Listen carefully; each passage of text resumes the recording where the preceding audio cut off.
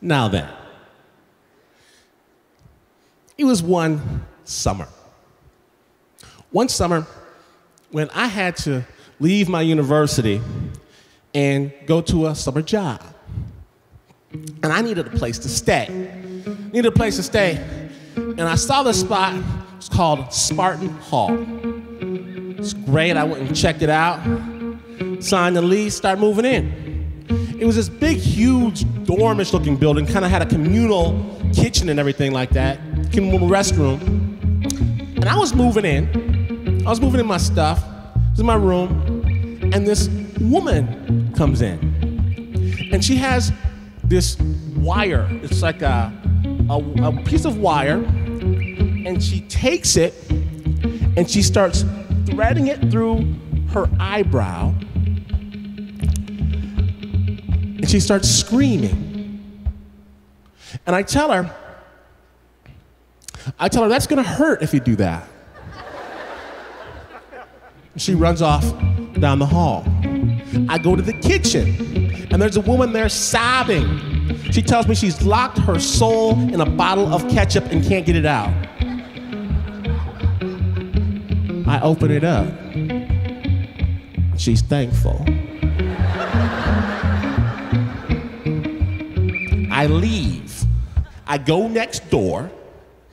I knock on the door, and a woman comes out. What's going on at Spartan Hall? Oh, I see. Well, the owners used to own a halfway house, but the government closed that. So they moved everyone into Spartan Hall. So it's a halfway house? Kinda, without the counselors and the medicine. Hope you got cheap rent. I did get cheap rent. So once I understood it, it was kind of cool. I got used to what was going on. And maybe it was a holdover from the halfway house days, but every night, people got together on the porch and did what they called counsel. You kind of throw your problems in the middle, and everyone would discuss them. And I only went occasionally. I was working really, really hard. When I went, I tried to give my little advice. Maybe you should reach out to your mother. Don't let someone who calls themselves your boss slap you and pull your hair. That's not right. So one night I came back really, really, really late. It's like 11:30, 12 at night, and everyone was on the porch. I said, what's going on? And Frankie, he told me, he said, look, people really like what you were saying, so they wanted to wait till you got here. Frankly, I was touched. I didn't know I was part of the group. So I started putting more time into the council. And I would give the best advice I could. Yeah, your son would like to hear from you. Even if you do hear something that you think's not there, even if you see something that might not exist, you still deserve to be treated with respect. And I felt good about participating in this. It was the good thing of that summer. Well, that summer, it wasn't all counsel and work. I actually met a girlfriend. Way, way out of my league. She was cool, she was pretty, she was smart, funny, she was all that.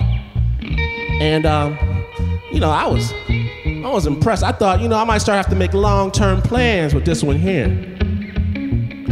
And one night, she came by my place at 3 in the morning, which normally would be fantastic. But in Spartan Hall, 3 in the morning is something called the magic hour, where everyone would just start screaming and hollering and barking at 3:01 sharp. And to my girlfriend's credit, this could be very off-putting if you'd never heard it before. What are they doing? here? Oh, maybe we should just join in. No, we're not joining in. What's wrong with you? We need to move out of here. Well, I wasn't moving anywhere. I really liked it there. And I was giving my counsel advice. Sometimes, in fact, when I tell her I have to work late, the truth was I was at counsel. She started to suspect. And it went on like this for a while.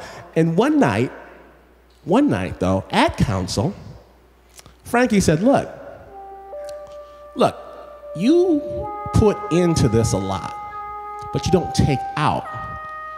It's time you told us what's going on in your world. And I didn't feel comfortable sharing like that. I just went silent. I didn't say anything. And then one day, I was in counsel. Come on, tell us what's going on. So I said, Frankie, everybody, I'm sorry, but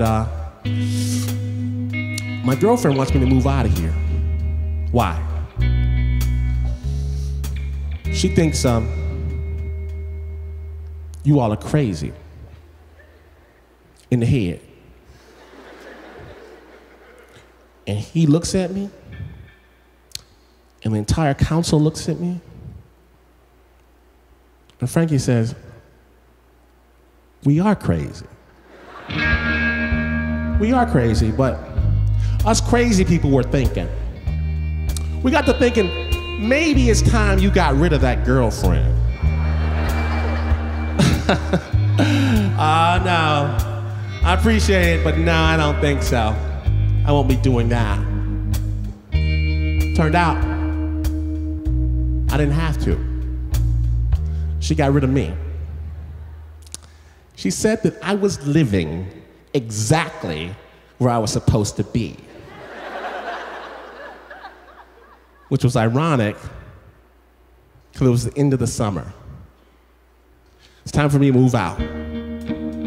Go on back to school. I left 3:45 a.m. on a Saturday night, right after magic hour,